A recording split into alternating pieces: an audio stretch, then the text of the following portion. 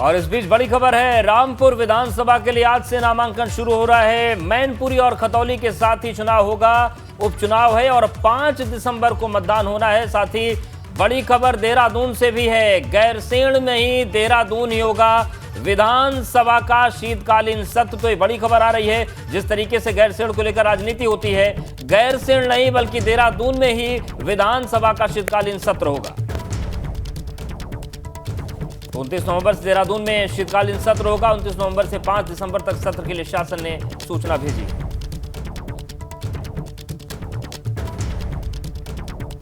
तो इस बार सत्र में अनुपूरक बजट भी पेश किया जाएगा और सत्र को लेकर के कहां होगा ये सत्र, गहमा गहमी की स्थिति थी, स्पष्ट नहीं थी लोकेशन की कहां पर होगा ये सत्र, लेकिन अब ये क्लियर हो चुका है। 29 नवंबर से देहरादून में ही शीतकालीन सत्र होगा। अनुपूरक बजट पर लेकर के भी चर्चा हो सकती है।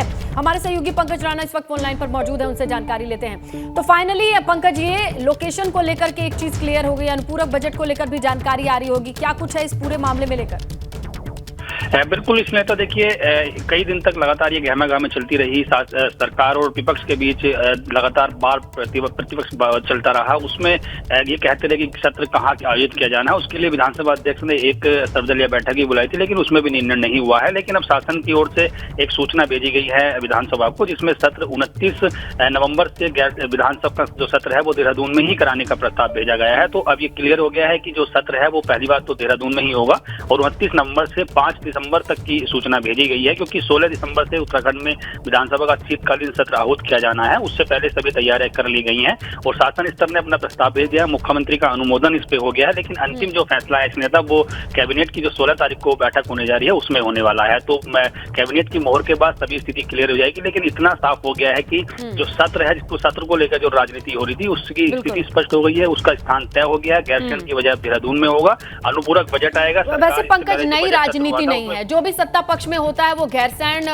के लिए आवाज उठाता है, विपक्ष में होता है वो भी आवाज उठाता है, लेकिन दोनों पाले बदलते रहते हैं। इसके बाद क्या माना जा रहा है कि विपक्ष की तरफ से कैसी आवाजें आएंगी? देखिए, विपक्ष की ओर से भी दबी जबान में ये कहा जा रहा था कि सत्र गैरसैंण की बजाय देहरादून में ही होना चाहिए, क्योंकि ये शीतकालीन सत्र है और वहां पर बहुत ज्यादा ठंड होती है। तो कई विधायक ठंड की वजह से भी डर रहे थे।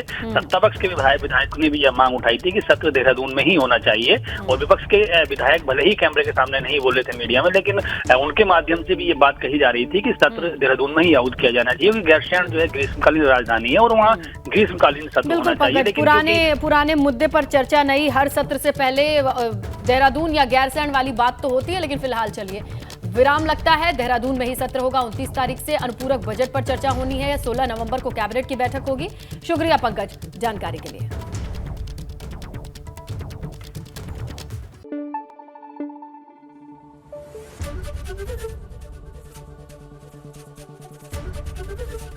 एबीपी गंगा, खबर आपकी, जुबान आपकी।